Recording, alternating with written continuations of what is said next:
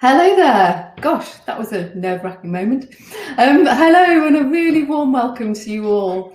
This is our very first Employer Branding Made Easy webinar, and gosh, when David and I were first talking about this idea, we didn't ever imagine that we were going to have 260 people register from, crikey, it's well over 20 countries around the world. So thank you so much. I'm sure you've got incredibly busy diaries just for making time for this session. So quick few housekeeping points just before I pass over to David. We've got lots to pack in, but yeah, we've got a poll for you today. So we'd love for you to just look to the right hand side of your screen and see the poll that David's just putting up for us at the moment. And yeah, we just wanted to give you some data for you to take away from the session today. And in terms of that poll, let me just click into it. Oh, wow. So 85% of you have already responded. Well, we won't give the results at the end of today.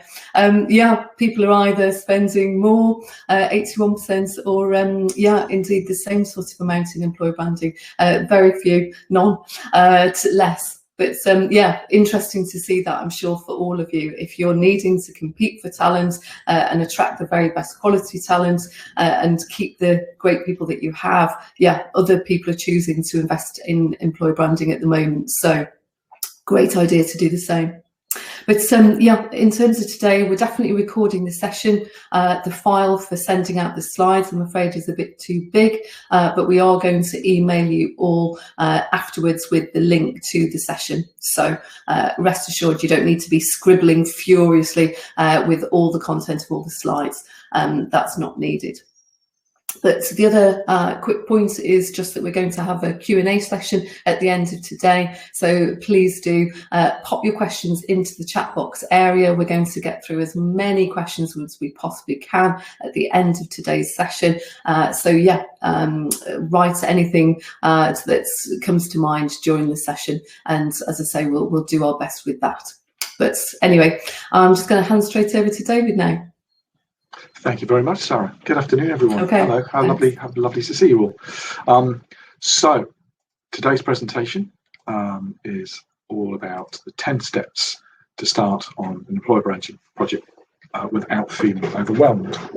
I work with lots of clients, speak to lots of talent acquisition people at events, and quite often they kind of say, yeah, we know employer branding makes sense.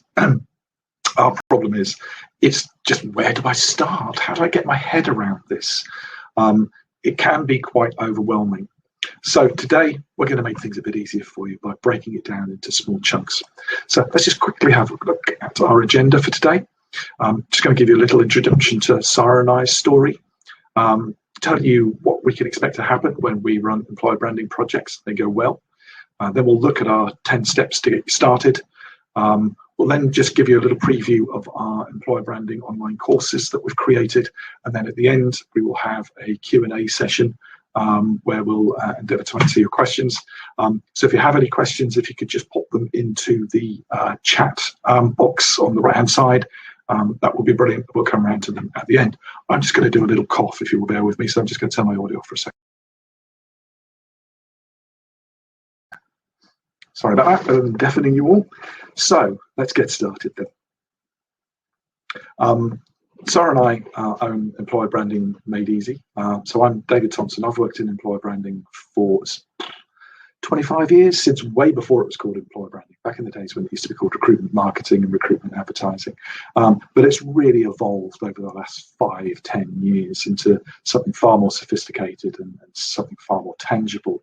And I love it. I've worked for big agencies, I've run agencies, I've worked on somewhere between 25 and 30 full end-to-end employer brand projects. I've kind of lost count myself.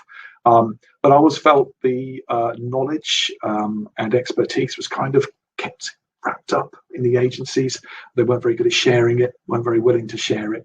And I got my joy from kind of sharing knowledge. So I always thought it'd be a wonderful thing to be able to kind of create something which could help spread the knowledge around. Sarah's background, Sarah's worked as a career coach most of her life. So her passion is getting people into jobs and work that they love. And she's always, really loved career coaching. So when we kind of got talking and came together, then we kind of felt, wow, we could do something here, to create something which would help, bring employer branding knowledge to a wider audience, and help more people find their way into work that they love. So then lockdown happened, and all of a sudden, like most of us, we had quite a bit of time on our hands. So we used it productively. We created our 2 online courses for employer branding, which we'll talk you through later on. And we got engaged as well. So actually, we've been, fairly productive through lockdown. We've got quite a lot done. So it was a good time. So back to employer branding. We know it makes sense. Before we came into the COVID era, there was already plenty of statistics around that were telling us that employer branding could have a profound effect on business performance. Substantial reductions in turnover and attrition. We get more qualified applicants. We speed up the time to hire, and we reduce the cost per hire by up to 50%. Now, with Glassdoor saying that last year the average cost per hire in the UK was £3,000, that means you could be making savings of £1,500 per hire. Now, if you scale that up, if you're a sizable organisation, clearly the cost savings are going to be absolutely substantial, and are going to really outweigh any kind of investment that you ever put into employer branding. So it pays and it makes sense. And we knew this before COVID, but in my view, excuse me, in my view, post-COVID, I think employer branding is going to kind of go through a bit of an evolution and become more and more important. Let me explain why. You can see on the left-hand side here a couple of recent newspaper headlines talking about skill shortages. And although we may be in a recession, it's a funny kind of recession because it's very much focused on 1 or 2 industries, retail and hospitality.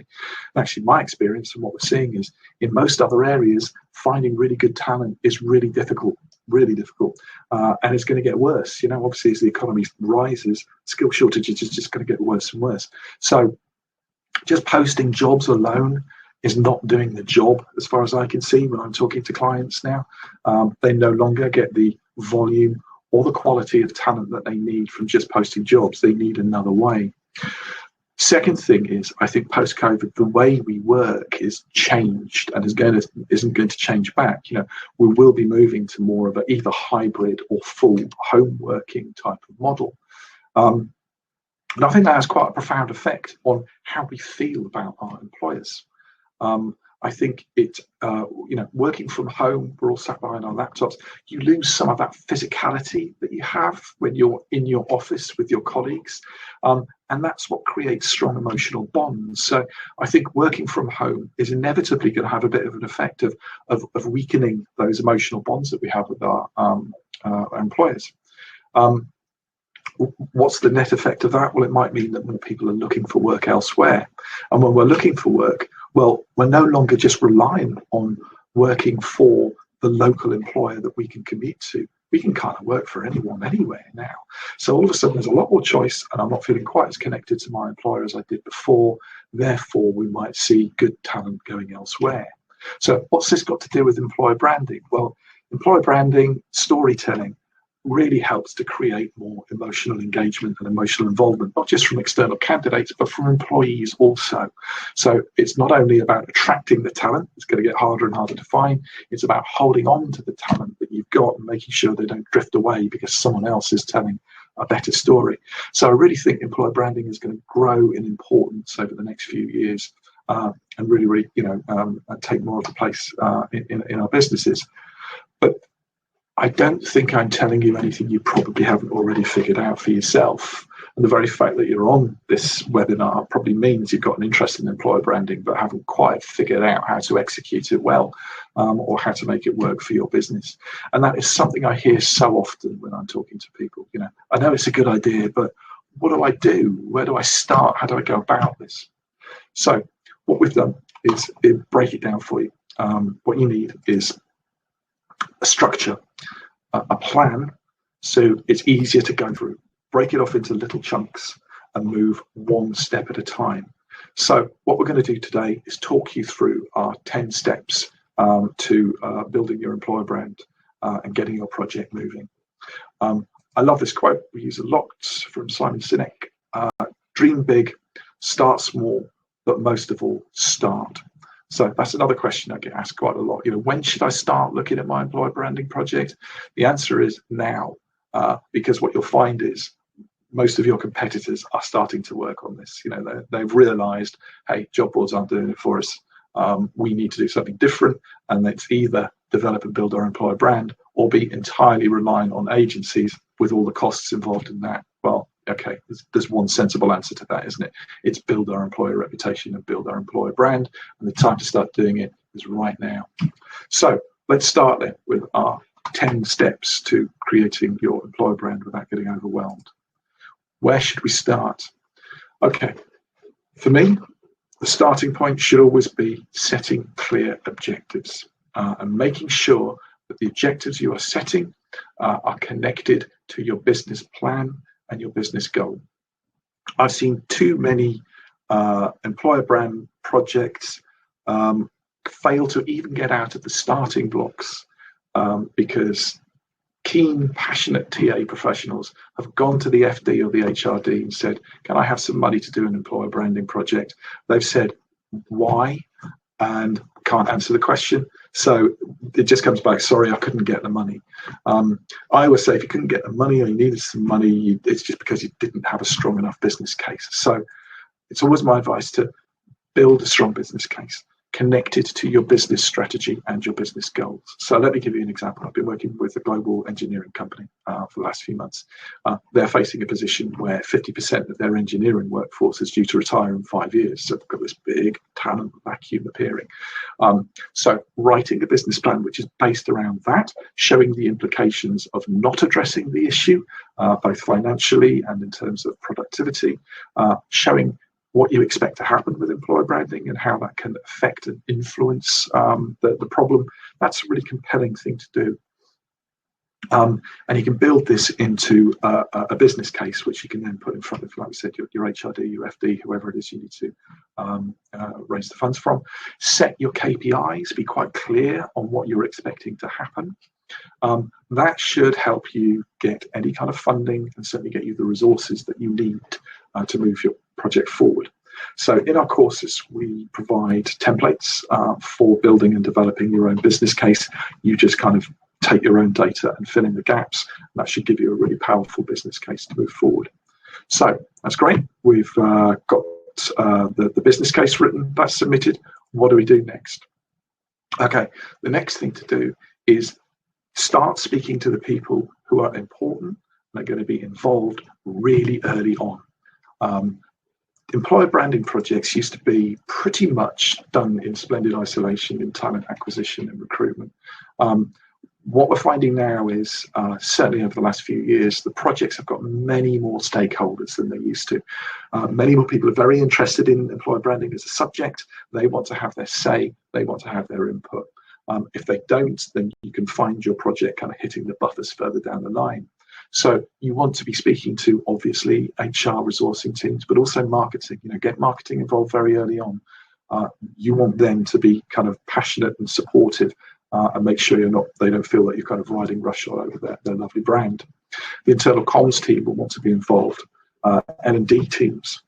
So lots of internal stakeholders there. It's always a brilliant idea, I think, if you're creating your business plan, is to get leadership passionate and involved early on. Show them what you're going to do, show them how it's going to benefit the organization. If you get their backing, things will move a lot easier. So that's looking upwards in your business. Also helps to look down into your business as well. Find ambassadors, find people who are kind of at the coalface working in operative roles, and find people who are passionate and enthusiastic and would love to be involved in a project like this. And if you get them in, they're really helpful for making sure information is kind of dissipated through your organization, but also they're really helpful for getting stuff done. So get yourself a little team of ambassadors from around the business, get them involved really early on. And again, in our courses, we provide kind of checklists of the important people to speak to, what role they could play in your project, and how to engage them. Now we move into kind of Sherlock Holmes mode. Now we start doing some research and finding some stuff out. And I always think, it's important before you do any internal research there is some external research that you should really be undertaking. First thing is to understand your competition. Too often I've kind of seen people kind of jumping into employer branding, going, okay, right, we're going to write some copy for the career site and we'll put that out there, without stopping to think and look at what their competitors for talent are doing. Quite often that can mean you just end up replicating what they're saying, or quite often it can mean you write something inferior. But it's important that you really know what your competitors are doing. Understand who your competitors are, how they are addressing their challenges, what their proposition is, so we don't just duplicate their proposition because we want to differentiate. Understand what people are saying about them, understand what people are saying about you. What this allows you to do is kind of build a benchmark for what you need to achieve. Because if you work in certain industries like tech, for example, pretty much assured if you do your auditing exercise, you're going to find the benchmark is high. So you're going to have to produce some pretty high quality work in order to even be competitive. Whereas in other sectors, the benchmark isn't nearly as high, so you only have to reach a certain level. All you have to do is make sure you are better than your competitors for talent. You don't have to be the industry leading award winner. So helps you to benchmark. I always find as well, it's helpful for getting the sway of leadership, excuse me. If you can put an audit in front of your kind of leaders and say, look, here's what the competition are doing. They're doing it better than us. I find leaders generally don't like that. They're kind of like, well, we're not having that. They're not going to do things better than we are. So you'll get more kind of assistance and support from leadership. So understanding your competition, auditing them is really, really important. And again, in our courses, we provide audit templates. You just fill in the information. It produces an audit number for you so you can benchmark against your competitors. So it's a really, really useful tool.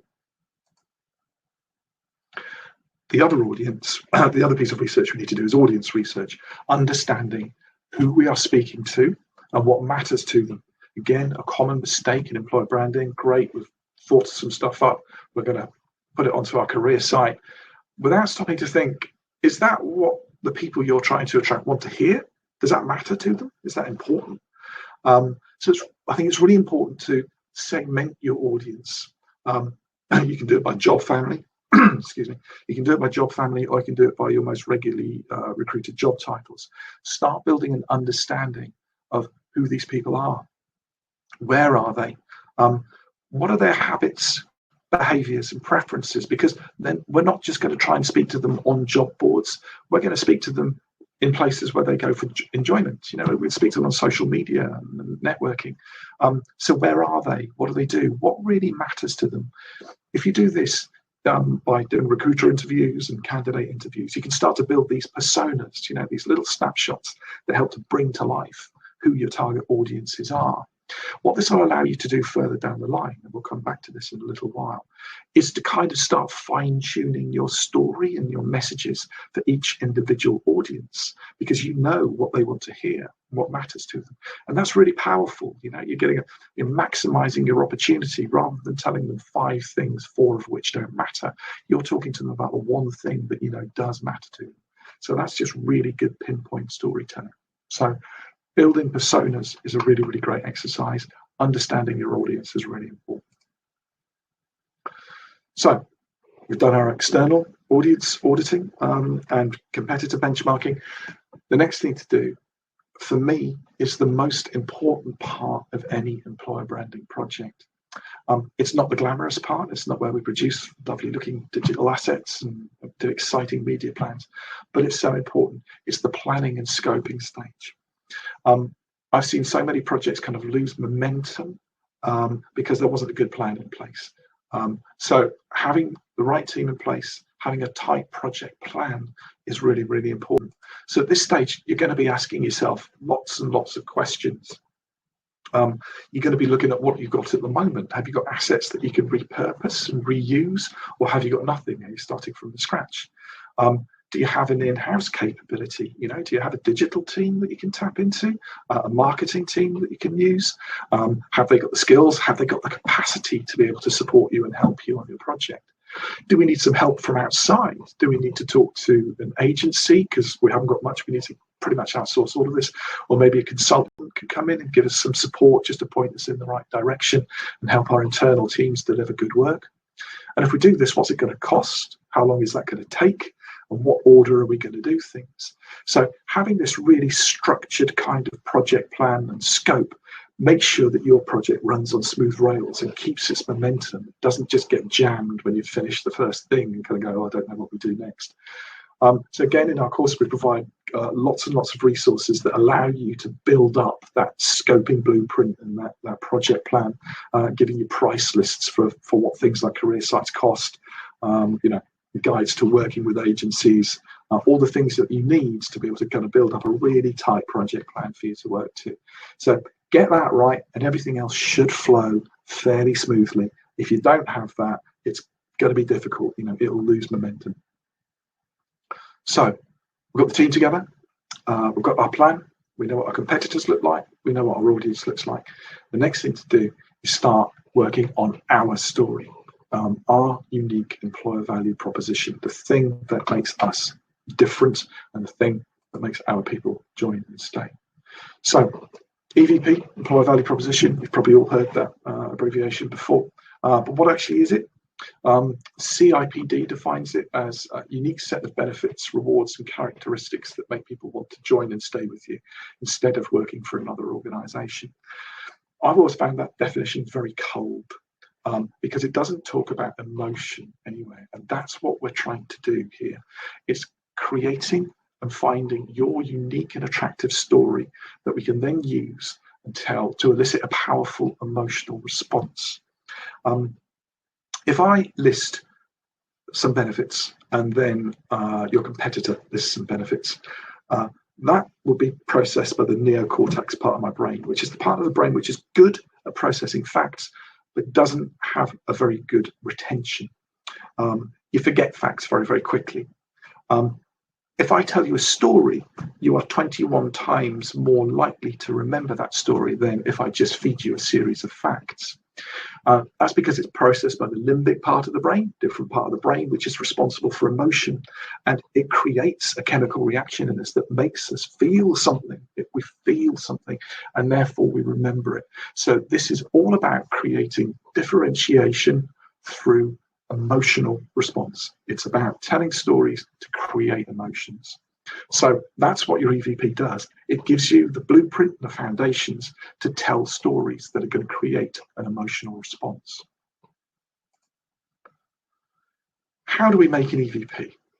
Good question, right? Well, again, we go Sherlock Holmes. We start doing our research. We can look at existing data. So most of you will probably have engagement surveys in your organizations. They're a really good starting point. They'll tell you what things people like, generally give you an overview of how people feel. So really good starting point, but they're not enough. I always feel they're not enough in themselves. Engagement surveys tend to only give you the answers to questions that you ask. So they haven't got very much color or depth to them. And they miss things if they haven't been asked. So if you don't have an engagement survey, you could always run your own survey very simply using SurveyMonkey or a similar kind of survey tool. And you can complement this with focus groups. And I'm a big fan of focus groups, doing a series of focus groups with different groups from across the organization, at different levels of seniority and at different stages of their career. These are where you can start to really probe. You can ask the question, why do you feel that way? And really dig deep. And this is where the real nuggets, the quality stuff comes out. What you'll also find is from focus groups, you get lots of great quotes, which you can kind of then take and use in your employer branding activity later on. So combination of quantitative survey-based data and qualitative focus group data really starts to give you a clear indication of the things that are unique about your organization. We also advise doing executive interviews as well.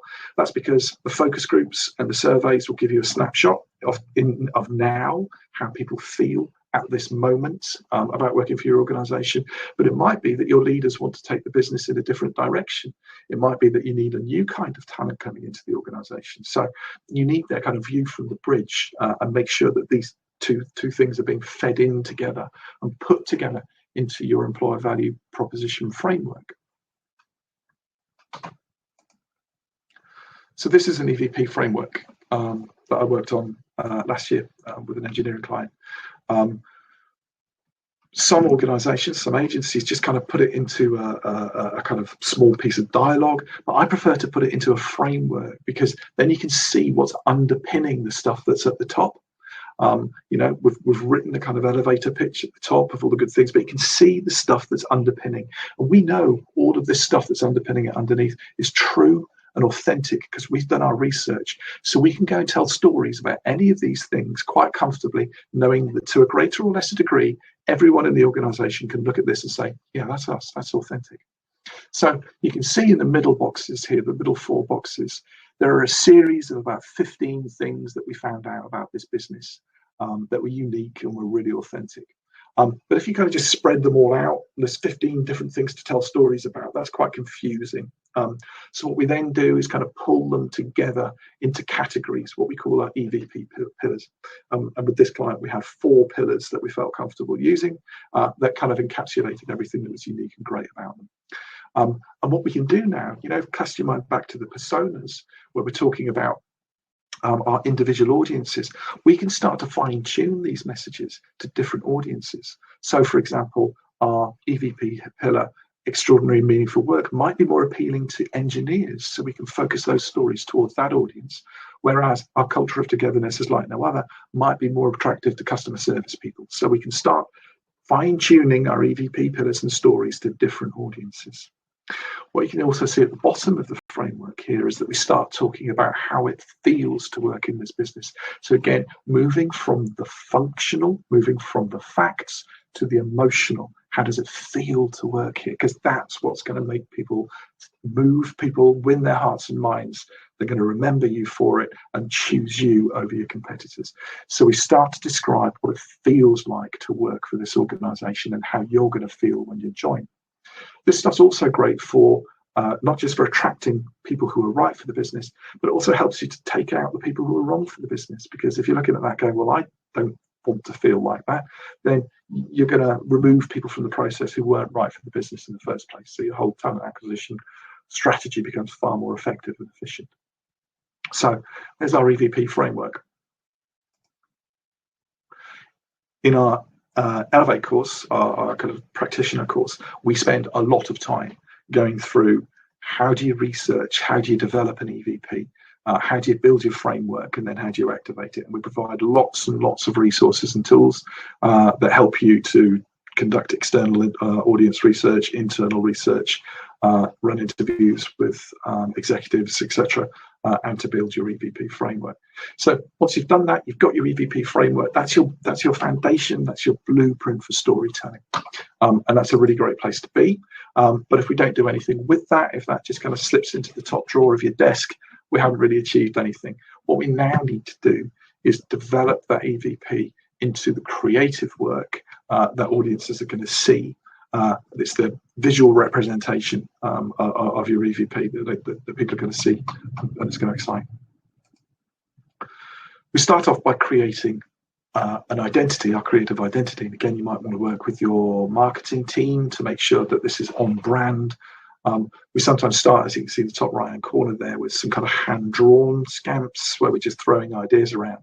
And then we work this up into an employer identity. So last year I had the privilege of working with that little agency, Mark Bevan and his team, working on Toolstation, where I did the EVP research and then helped them kind of build the employer brand. And this is the employer identity that you can see here. We're showing the language and the tone that we're going to use in all of our communications, the visual style. Might well want to think about some bespoke photography, because there's nothing worse than coming to a career site and seeing lots and lots of stock shots. You know, you talk about being authentic, and then you come in and see pictures of people who clearly don't work for that business. It just kind of destroys it. So think about using some bespoke photography wherever you can. We build these into what we call our kind of black brand playbook.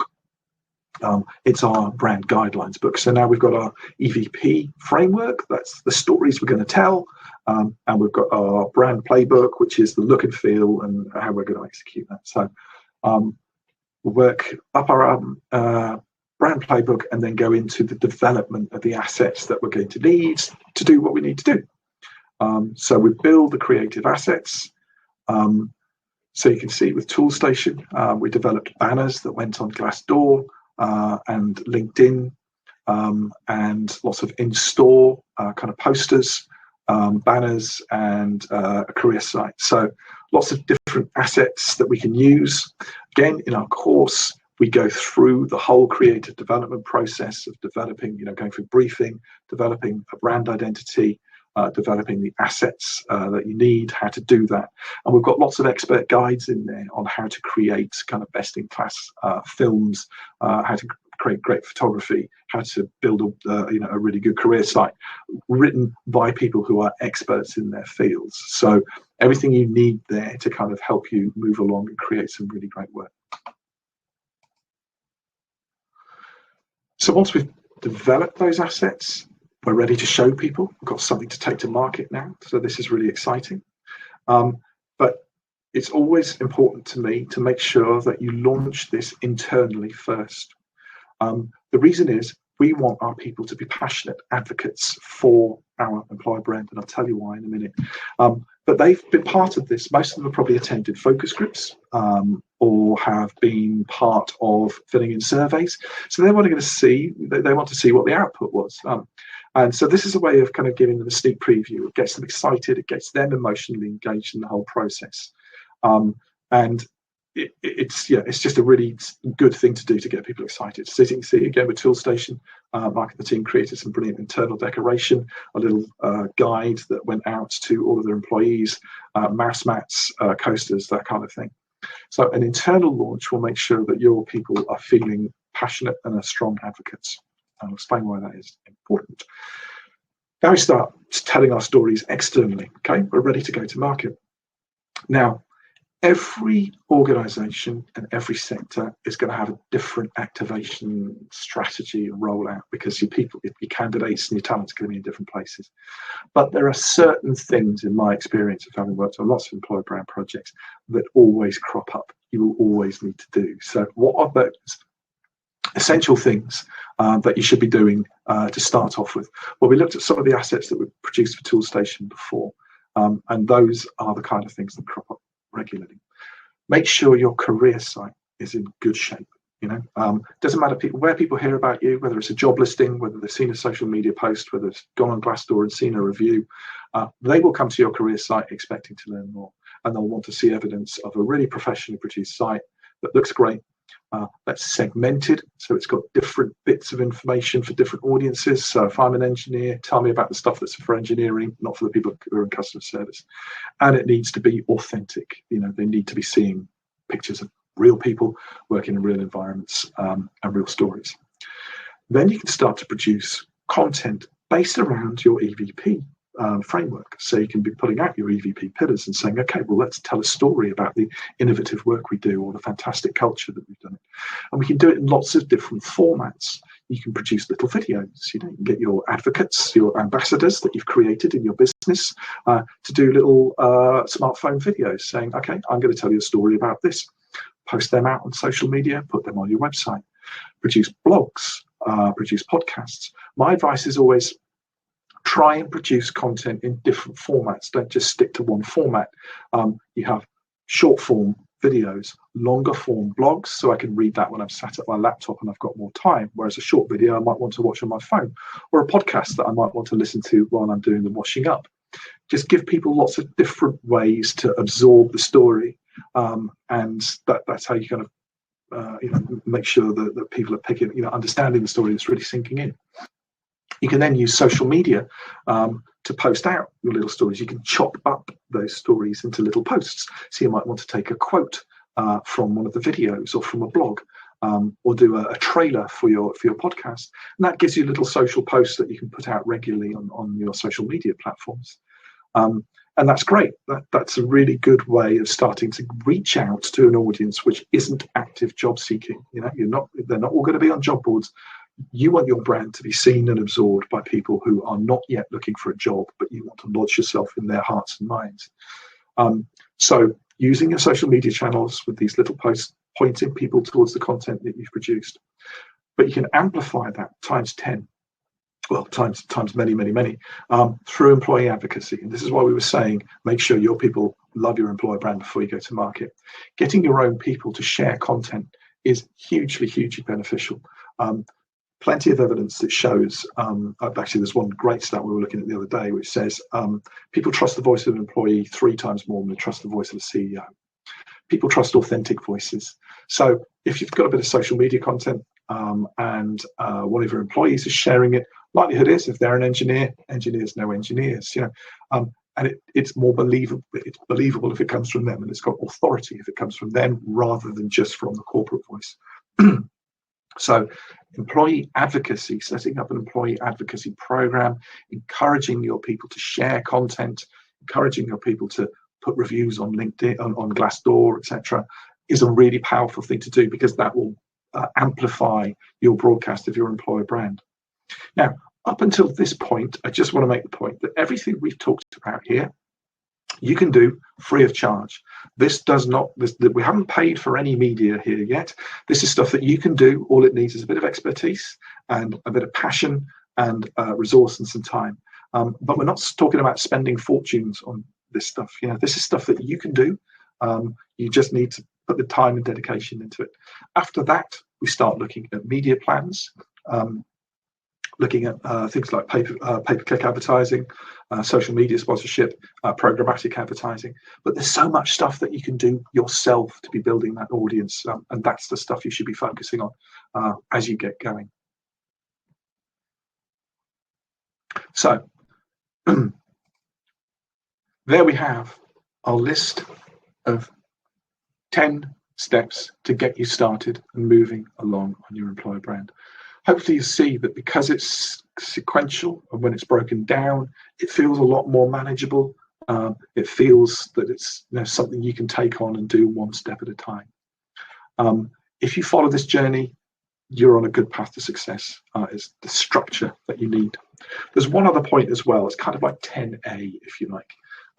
But don't forget to measure. If you've gone to your FD at the start, said, okay, here are my KPIs, this is what I'm expecting to deliver, make sure that you're measuring it and you can show him in a year's time, yeah, I've delivered what I was going to say.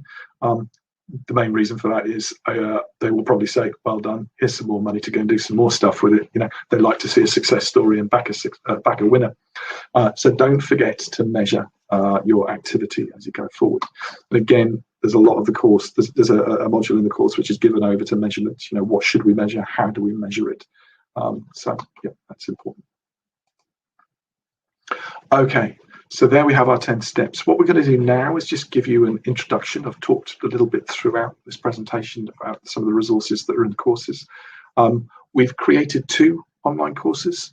The first one is Engage. It's an introduction to employer branding.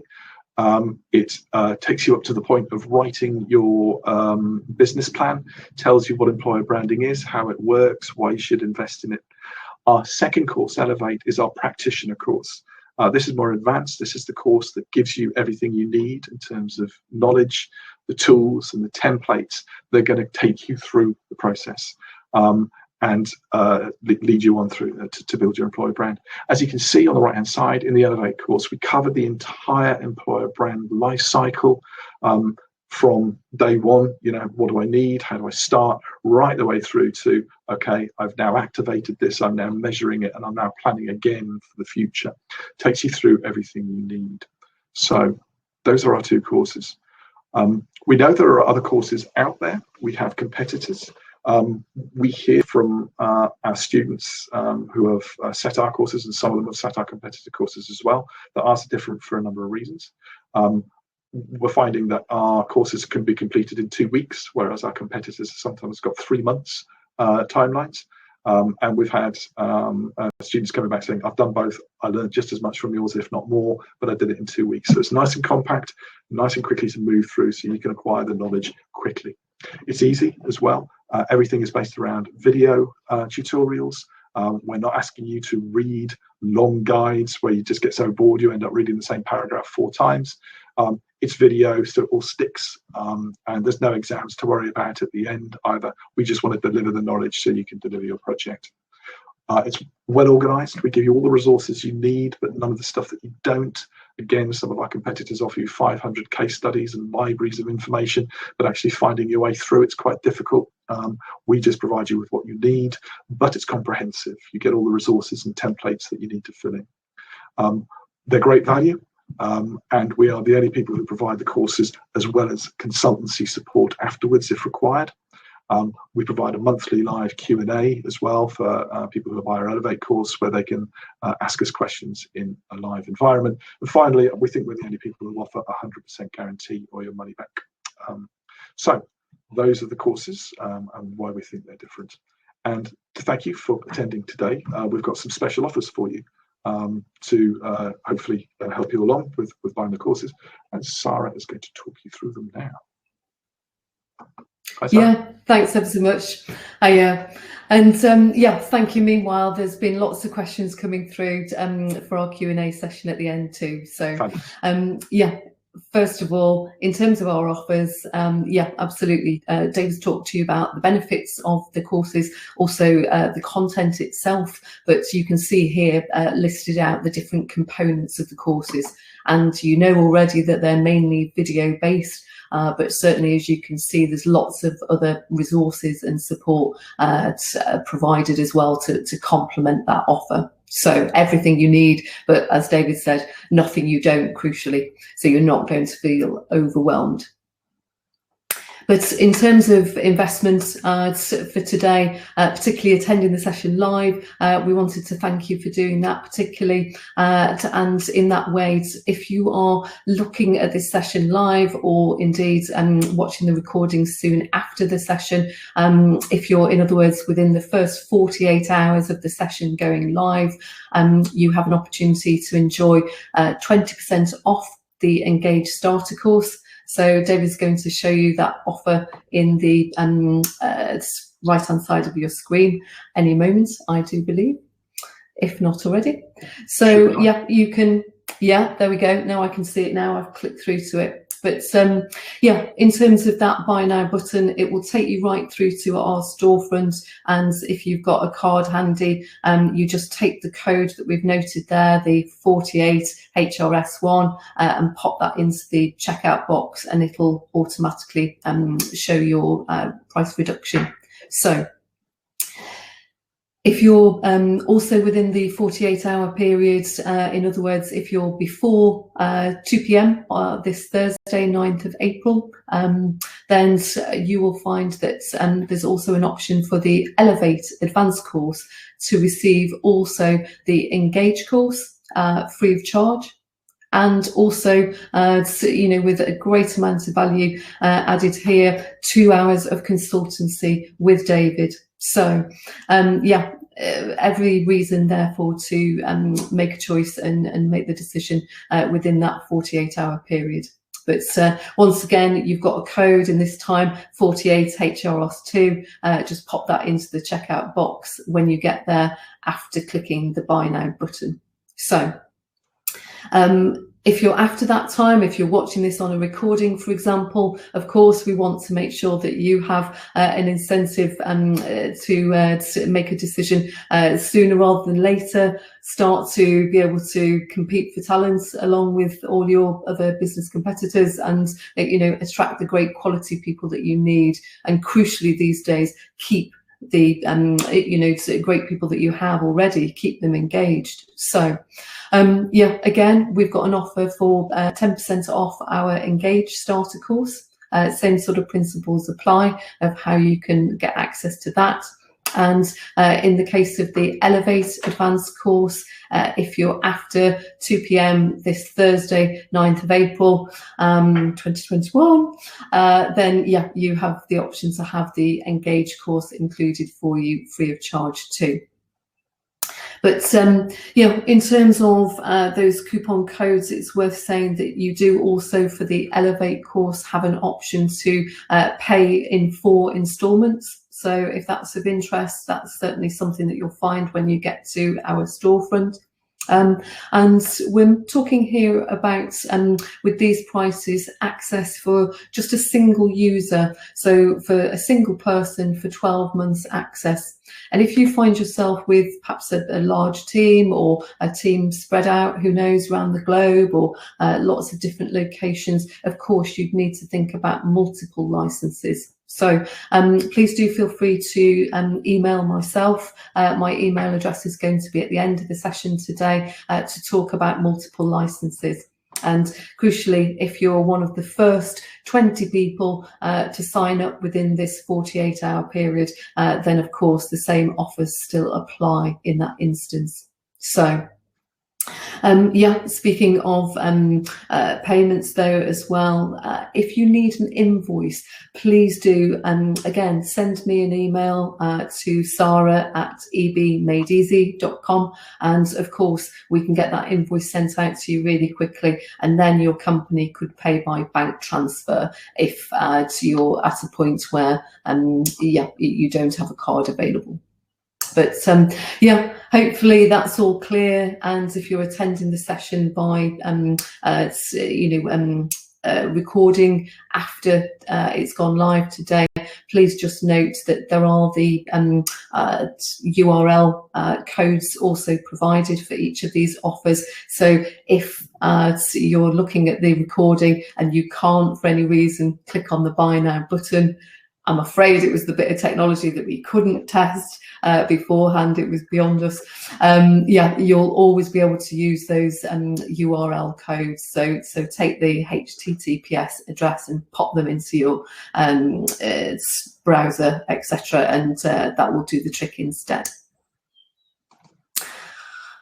But yeah, now time for your questions. So I know that we've got a number of questions already in the system, and I want to go back to them as they've been asked in that order. Thank you for submitting your questions. So the first one is, yeah, David, you're being asked, would you agree that if you've done the EVP scoping and this person's saying it's not at all convincing, i.e. nothing's kind of really setting your company apart, it would seem. Yeah, kind of what do you do? How do you go about starting to create that? What do you do in that instance? It's a really good question. My view is every organisation has a story to tell. If you do your research, you will always find differentiating things about your organisation. Sometimes they're nuanced. Sometimes it's quite hard on the surface. And again, that you won't find this in an engagement survey. You find this by talking to people. Sometimes it's just about personality. Sometimes it's quite a nuanced thing to actually find, but you find it in the research. So going back to Toolstation, we found when we did our research, on the surface, you know, they could be seen as quite similar to another major homewares kind of store that will remain nameless. The difference with Toolstation was their people were so authentic, human, honest. People had piercings, tattoos, diverse. You know, that's what made them different. There wasn't anything about their work environment, or it was the nature and the personality of the people. And every project I've ever done, I have found that those nuances are what makes a difference. So if you're saying you're not finding anything different, I would say you haven't dug deep enough. You'll find it. You just need to talk to more people and listen, and it'll come that way. Yeah, funny enough, it reminds me of speaking to a good friend, a HR director, and I was explaining about employer branding, and she was obviously not feeling that great about working there at the time, and she was saying, I don't know that there's anything good about our company at all. So it was that kind of scenario, and as soon as I said to her, oh, but I could imagine your sort of company, they would be really salt of the earth people that, really, have a bit of banter and etc. in that instance, and she straight away went, oh, absolutely, people love working there for that reason. But she didn't somehow relate that to being a great story to tell. A differential. But there's always something. There's always something. Yeah, okay, absolutely. Next question. So what employer branding tips would you give for a startup that's moving into scale-up mode? Yeah, really interesting question. So Yeah, if they're looking to expand as rapidly as possible. Yeah, wow, great question. As a startup, you'll have an exciting story to tell. You might not yet have enough of an employee kind of story to tell. It might come from the leadership. It'll probably be the vision of the owners and the founders that's driving this forward. But telling those stories around, hey, we've got an idea. And hey, this is exciting, and we may not have a big infrastructure, but you're there right at the start. That's a really, really exciting story to tell. So again, using social media to tell those stories, sharing them as much as possible. That's I think a really good starting point. Yeah, perfect. Thank you. Okay, and next question is talking about, it's a really interesting point. At the end, this person says, is it about substance or looks? So the question is the employer brand exercise about the storytelling and visual content, or is it about the essence of culture and how things really are? I know you've touched on those sorts of points already, but perhaps you might expand. So in other words, is it about the substance, or is it how it looks, or a combination of the two? Primarily, it is about the reality, the authentic reality of working for an organization. Right. So you don't want anything. It's quite easy to produce something that looks fantastic and is really flash, but if it's not truthful and authentic, you're essentially asking people to join on on a promise which isn't true. They'll join, go, this is not the reality of the business, therefore I'm not going to stay. So the aesthetic, the visual look and feel has to be reflective of the reality. So if you've got a fairly humble workplace, you don't want to create something that looks amazingly flash, because it just isn't authentic and true. So it needs to be an authentic representation of the reality of working for your business. However, at the same time, it needs to look professional. There's a difference between looking flash and looking professional. You can have something that looks quite humble, but if it's really well produced and professionally produced, that makes the difference. Okay, great. So, and we've just got a couple more questions, and sufficient time to cover those. So that's really good news. So, have you got any pointers, please, around getting the most out of Google Analytics when you're trying to understand your audience? So that's a really specific question. Maybe not so easy to answer today. Unfortunately, it's not a specialist area of mine. I could certainly find out more for you. I know a bit about Google Analytics, but I couldn't actually ever claim to be an authority on it. So, so maybe that's something that if that person emailed us, we could, certainly send on the contact details of that person that you know.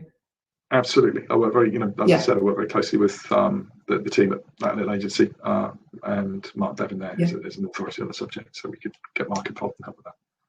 Yeah, perfect.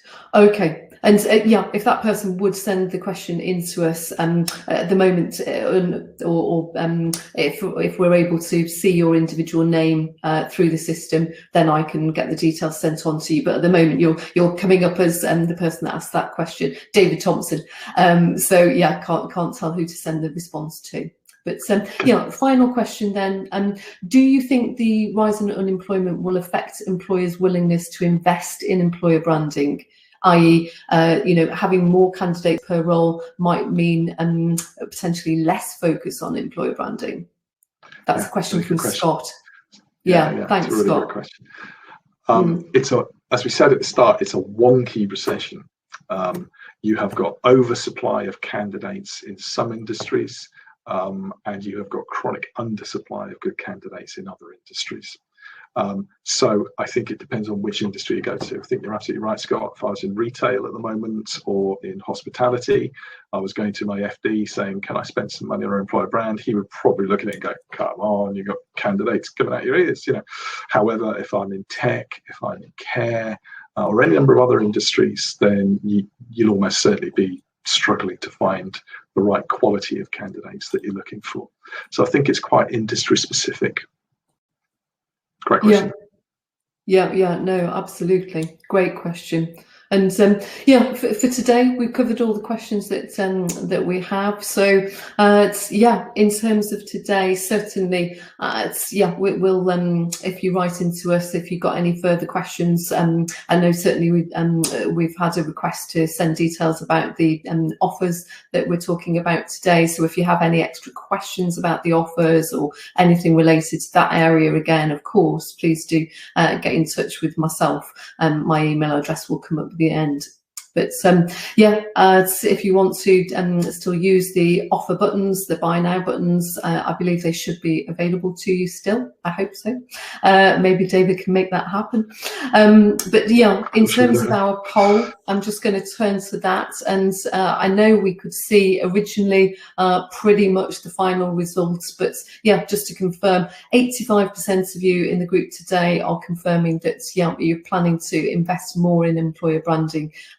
And yeah, certainly that's of course the vast majority. So yeah, it's really interesting to see how important it's become in today's market.